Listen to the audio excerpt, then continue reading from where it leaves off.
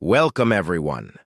Today we are going to tell you a story that begins with one poor boy working as a simple hotel worker and ends with one of the most powerful luxury brands in the world, Gucci.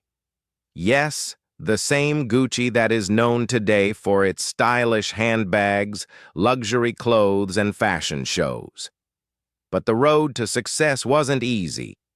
It's a story of big dreams, smart thinking, hard work, family drama, and a global fashion revolution. If you want to learn English and get inspired at the same time, you are in the right place. So, sit back and enjoy this amazing journey of the Gucci success story. Let's begin. Chapter 1. A Poor Boy with Rich Dreams. The story begins in 1881. In a small city called Florence, in Italy. A boy named Guccio Gucci was born in a humble family. They were not rich. His father was a leather craftsman. Life was tough. But young Guccio had something special, a big dream.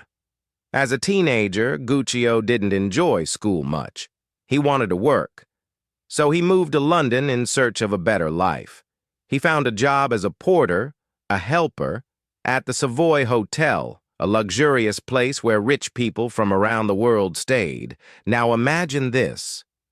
Guccio was a poor boy, but every day he was seeing the most fashionable people.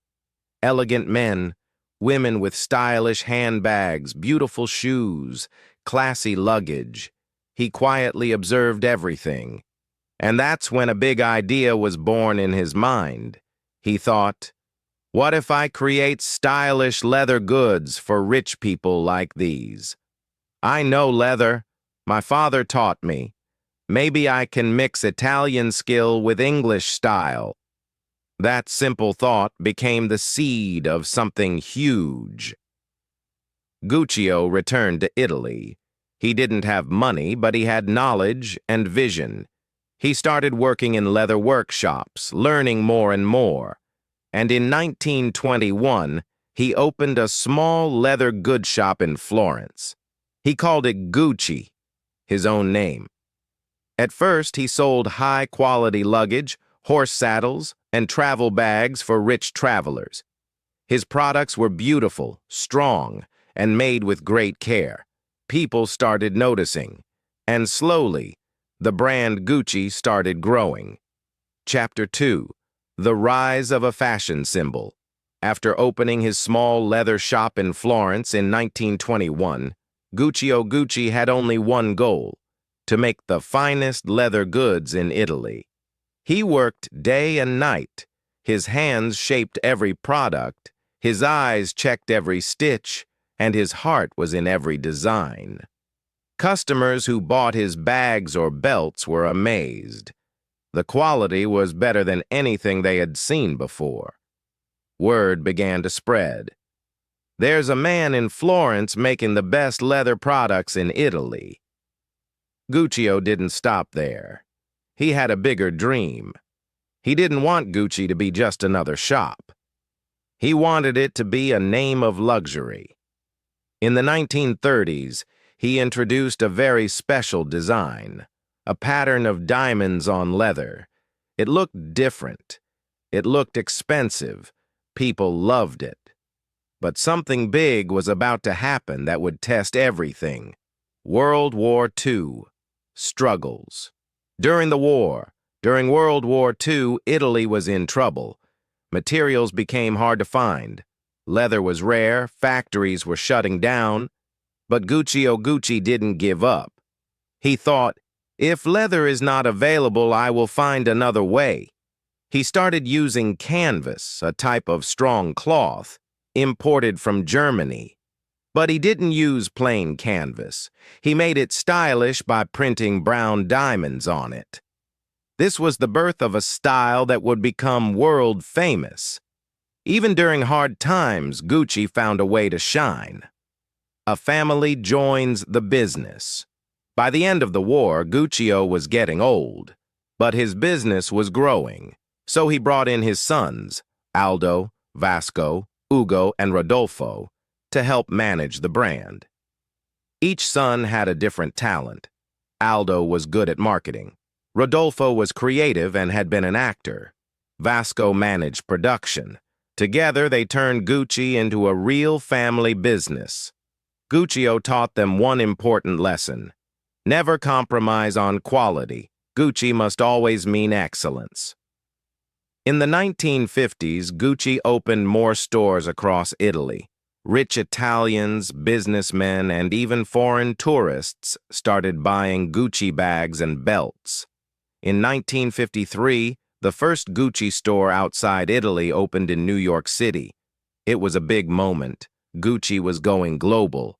Sadly, the same year, Guccio Gucci passed away, just 2 weeks after the New York store opened.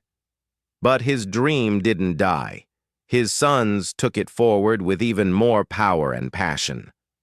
A new icon is born after their father's death.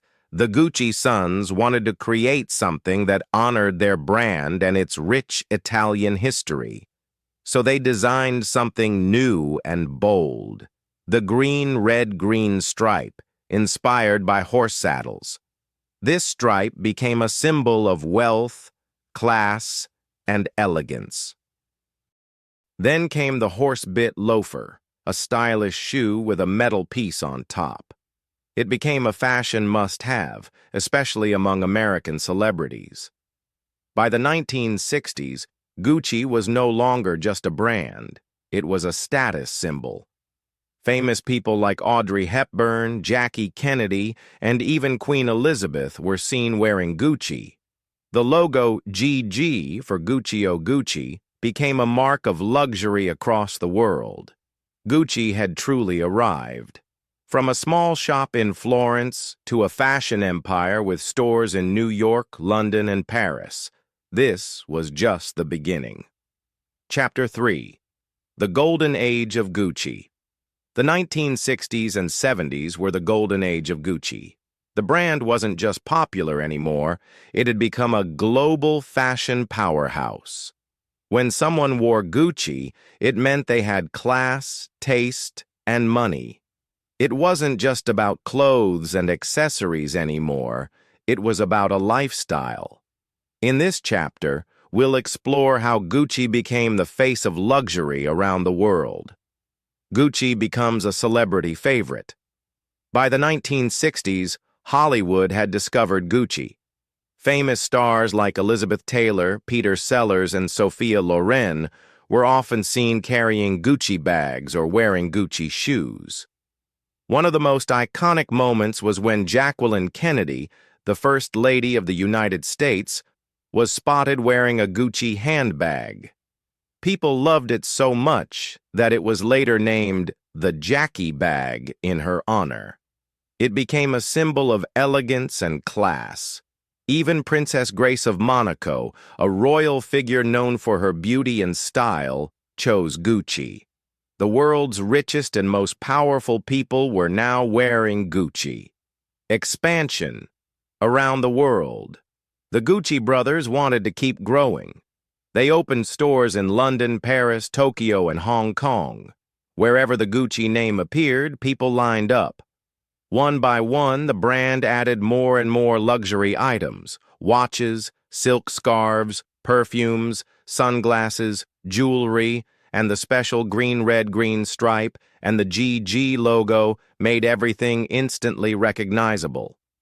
You didn't need to see the name Gucci anymore. One look at the design, and you knew. That's Gucci. High-quality craftsmanship. While other brands tried to grow fast, Gucci stayed focused on quality. Each bag was handmade. Every shoe was carefully designed and tested.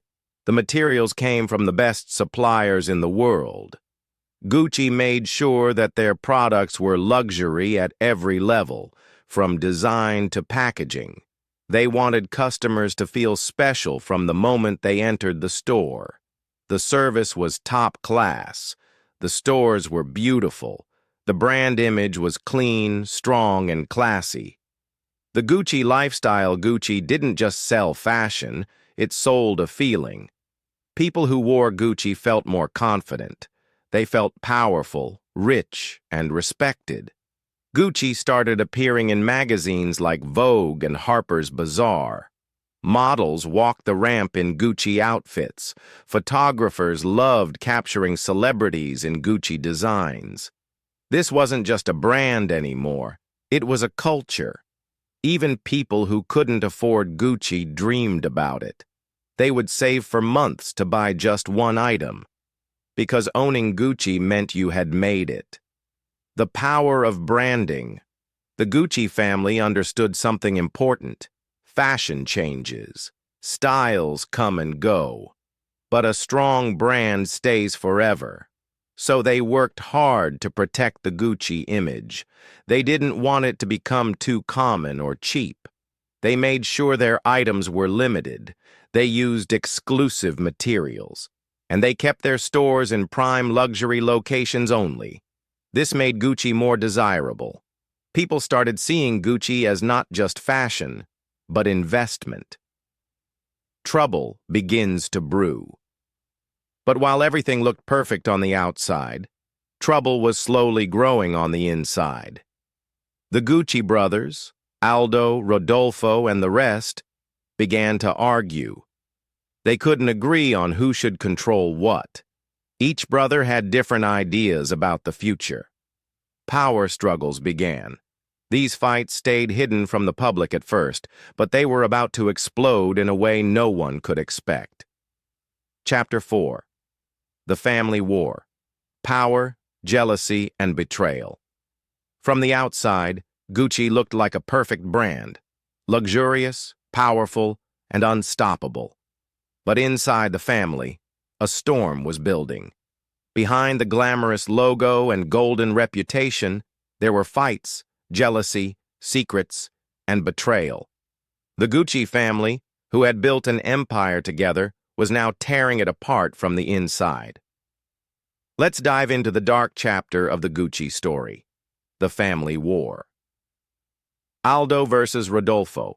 The battle begins. When Guccio Gucci passed away in 1953, his sons took over the business. Aldo Gucci was the most active in expanding the brand. He opened the first Gucci store in America, in New York City. He traveled, met celebrities, managed the image, and grew the business into a global brand. Rodolfo Gucci, on the other hand, was quieter. He was an actor before joining the company. He didn't do as much work in expanding Gucci internationally, but he still held a big share of the company. Aldo believed he had done more work and deserved more power. Rodolfo believed they were equals, and tensions started to rise. Different visions, same brand. The two brothers had different ideas about Gucci's future. Aldo wanted to expand even faster, take bold risks, and enter new markets. He was aggressive and passionate. Rodolfo wanted to keep things classic, safe, and traditional. The arguments turned into full business battles. Boardroom meetings became war zones. Other family members began taking sides. This was no longer a united family. It was a divided kingdom. The next generation joins. As Aldo and Rodolfo grew older, their sons entered the business. Aldo's sons, Giorgio, Paolo, and Roberto, joined the company, but they didn't always listen to their father. They wanted more power. One of them, Paolo Gucci, even tried to launch his own brand using the Gucci name, without permission. This caused a huge legal fight. Aldo was furious. He felt betrayed by his own son. Meanwhile, Rodolfo's only son, Maurizio Gucci, also joined the business. He was quiet, smart, and thoughtful, but not experienced in business. Aldo didn't trust Maurizio. He thought he was weak and couldn't handle the business. Maurizio didn't like Aldo either. He thought Aldo had too much control. Soon, it wasn't just Aldo versus Rodolfo. It became Maurizio versus Aldo's sons. The Gucci family was now at war, with Gucci fighting Gucci. Court cases and scandals. Things got worse. Aldo's son Paolo secretly gave important company documents to the U.S. government. He wanted to expose his father and other family members for tax fraud. The government started investigating. In 1986, Aldo Gucci, at the age of 81, was found guilty of tax evasion in the United States. He went to jail. This was a disaster. The man who built Gucci's global image was now behind bars. It shocked the world. The Gucci brand was no longer just a fashion icon. It was in the headlines for all the wrong reasons. The family was destroying itself.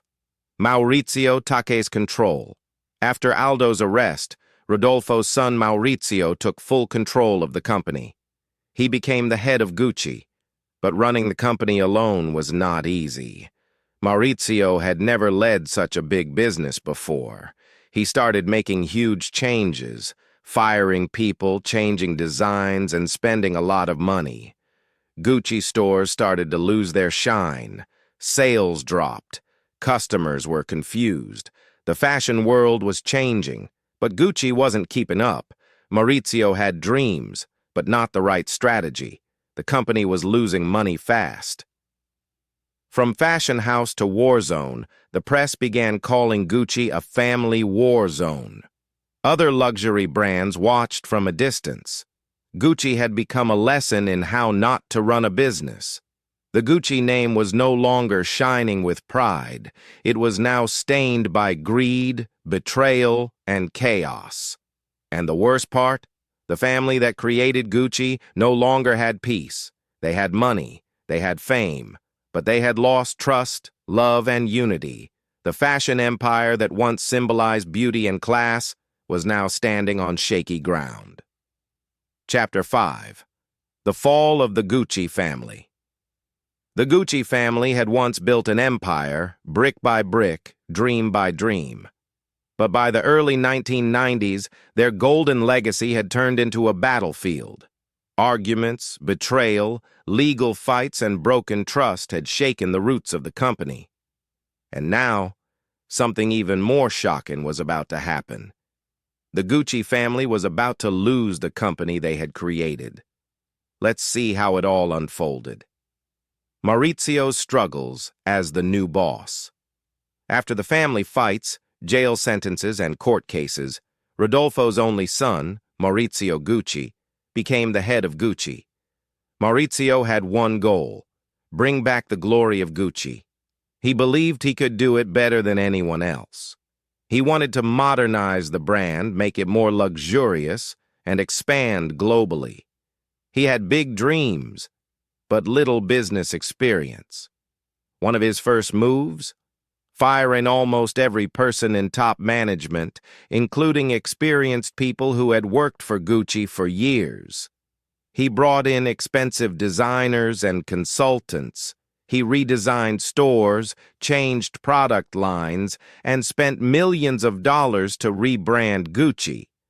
But the problem was, he was spending too much and earning too little. Within a few years, Gucci was losing money fast, mountains of debt and no profit. By 1993, Gucci was in serious trouble. Sales were falling. Customers were confused. The brand had lost its clear identity. Gucci was once known for elegance and class. Now it seemed lost, trying too hard to be modern, but failing to connect with the market. At the same time, other luxury brands like Louis Vuitton and Chanel were getting stronger. Maurizio was under pressure from banks and investors. And the sad truth? The Gucci family was now deep in debt. The shocking sale. Gucci leaves the Gucci family. In 1993, something happened that shocked the entire fashion industry. Maurizio made a decision that ended the Gucci family legacy forever. He sold his remaining shares of Gucci to a company called Investcorp, a global investment group from Bahrain. With that one move, Gucci, the company built by Guccio Gucci in 1921, was no longer owned by the Gucci family. It was a heartbreaking moment. After 72 years, the name Gucci no longer belonged to the people who carried it. Maurizio walked away with money, but he lost the empire his grandfather had built. The world watched as one of the greatest luxury families in history let go of their crown. The fall didn't stop there. Maurizio's personal life breaks. Maurizio was already under pressure from the business side, but his personal life was also falling apart. He had divorced his wife, Patrizia Reggiani, in the early 1990s, but the divorce was bitter. Patrizia felt angry, abandoned, and humiliated. She had supported Maurizio when he had nothing. Now he was rich, free, and living with a new girlfriend. She wanted revenge. In public, she smiled, but in private, she was planning something unthinkable. The murder that shocked the world. On the morning of March 27, 1995, Maurizio Gucci walked into his office in Milan. As he climbed the stairs, a man appeared behind him. 4 gunshots were fired. Maurizio fell to the ground, dead. The news spread like wildfire. Maurizio Gucci, once the prince of the fashion world, had been murdered. For almost 2 years, police searched for clues. Who had killed him? Why? In 1997, the truth came out. The killer had been hired by his ex-wife, Patrizia Reggiani. She was arrested, charged, and later sentenced to 29 years in prison. The world was stunned. It was like a movie, but it was real. Greed, power, betrayal, murder. The Gucci name was now connected to a crime story that shook the fashion industry forever. A name without a family. By the end of the 1990s, the Gucci family was completely gone from the company. No member of the Gucci bloodline had any role, any share, or any say in the business. Gucci had become a name, a brand, a powerful logo. But the real people behind it were either dead, in jail, or forgotten. And yet, despite all this chaos, something surprising happened. Gucci was about to rise again, but not with the family. It would take new leaders, new designers, and new visions to bring Gucci back to the top. Chapter 6. The Revival. Gucci's comeback without the Gucci family. The Gucci family was gone. The legacy they had built was broken, surrounded by court cases, financial failures, and a tragic murder. But strangely, this is where the brand's greatest transformation began. The name Gucci was still powerful. The world still remembered the luxury, style, and sophistication it once represented. Now, it was time to bring Gucci back to life. And that task would fall into the hands of people who weren't even part of the family. Let's meet the people who saved Gucci and turned it into one of the world's top fashion brands again. Enter Tom Ford, the man who made Gucci sexy again. In 1994, a relatively unknown American designer named Tom Ford was hired as Gucci's creative director. At that time, Gucci was considered outdated and boring. The brand had lost its charm, especially with younger audiences. But Tom Ford saw something others didn't. He didn't want to play it safe. He didn't want to follow the rules. He wanted to shock the world. He believed Gucci could be modern, bold, daring, and even a little dangerous. So, he took risks. The runway that changed everything. In 1995, Tom Ford launched his first major fashion show for Gucci. What he presented was nothing like what the brand had ever done before. Silky shirts, deep necklines, metallic pants, high heels, bare skin, bold makeup. The message was clear.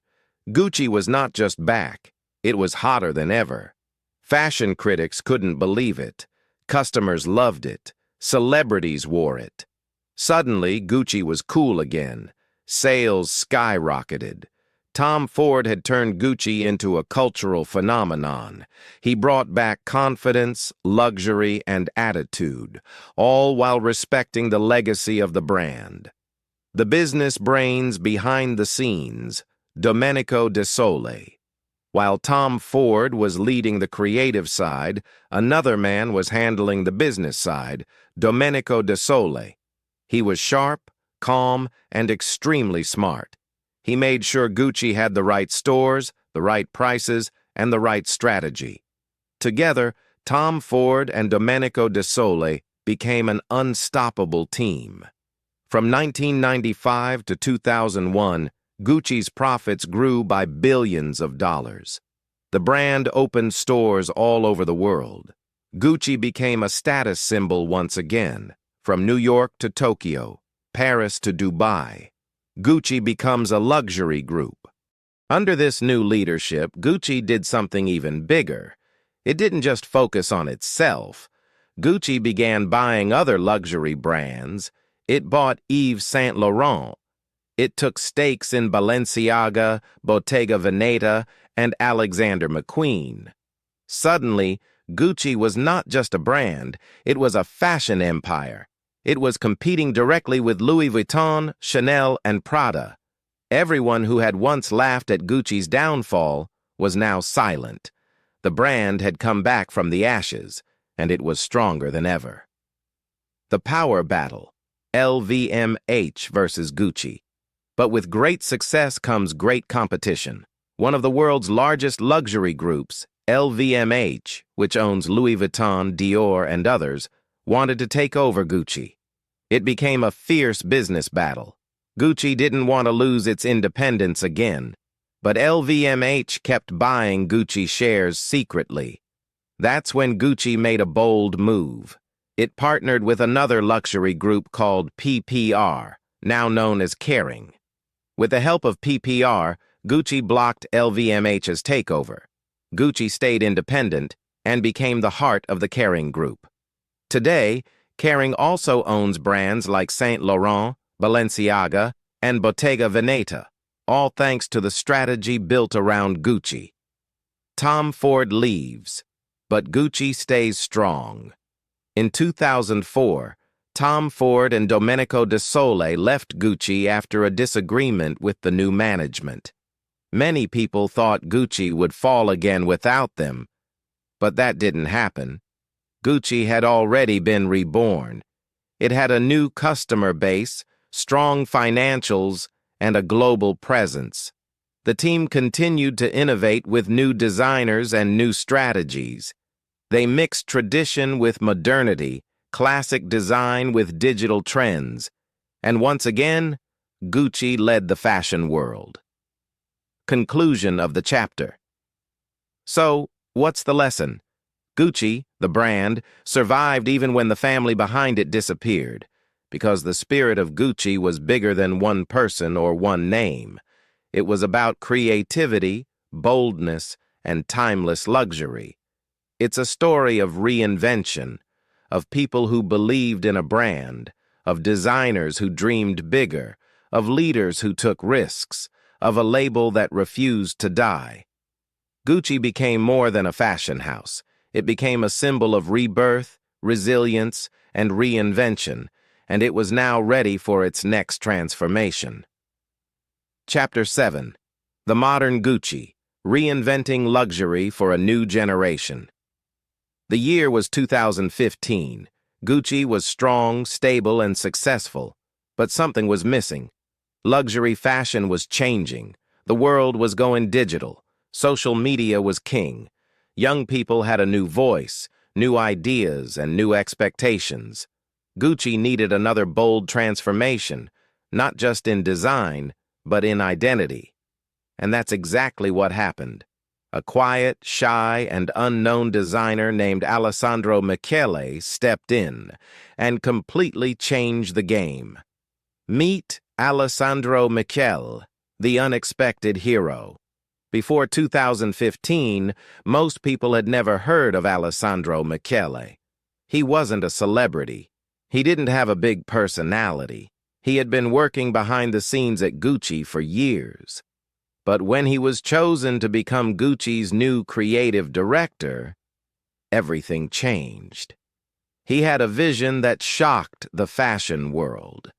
Gone were the sexy, polished, powerful looks of the Tom Ford era. Alessandro brought in something completely different. Bright colors, wild patterns, vintage vibes, nerdy glasses, gender-neutral fashion florals, animals, and symbols everywhere. It was romantic, rebellious, and deeply artistic. Some people were confused, others were fascinated. But one thing was clear. Gucci had once again created something brand new. A new era of identity and freedom. Alessandro Michele didn't just change Gucci's designs, he changed its soul. He broke all the rules. He introduced gender-fluid clothing, making it okay for men to wear pink floral prints and pearls, and for women to wear oversized suits, combat boots, and bold jackets. He said, "Fashion is freedom, it's self-expression, there are no rules anymore." And young people around the world loved it. Gucci became the face of inclusive, expressive fashion. It wasn't just about looking rich anymore. It was about being yourself, fully and proudly. Gucci on social media, reaching the digital generation. Gucci embraced the digital world like no other luxury brand. It created stunning campaigns for Instagram and TikTok. It collaborated with influencers, artists, and content creators. It became a favorite of Gen Z and millennials. They weren't just buying Gucci, they were living it. Gucci's designs began appearing in music videos, gaming platforms, memes and pop culture, digital fashion shows. It even launched a virtual Gucci garden inside the Roblox game. This was not the old Gucci anymore. This was a brand living in the future. The rise of Gucci's global sales. Alessandro Michele's risk paid off. By 2018, Gucci's revenue doubled under the Kering Group. Young people in the US, China, South Korea, and Europe were all buying Gucci. The brand became cool, creative, and culturally relevant again. From Hollywood stars to Korean pop idols, everyone wanted to wear Gucci. Even on red carpets, you could see Gucci's unique and bold style shining through. It became more than fashion. It became a statement. Bold collaborations, making history. Again. Gucci also began doing unexpected collaborations with other brands. One of the most famous was the Hacker Project with Balenciaga. They mixed logos, merged styles, and blurred the lines between two fashion giants. Another iconic moment came when Gucci collaborated with the North Face, mixing outdoor gear with high fashion. Then came Gucci x Adidas, where the worlds of sports and luxury collided. These collabs were not only trendy, they showed the world that Gucci was not afraid to experiment. It was now a brand that could connect with the streets, the mountains, the clubs, and the catwalks, all at the same time. The power of storytelling in fashion. One secret behind Gucci's success was storytelling.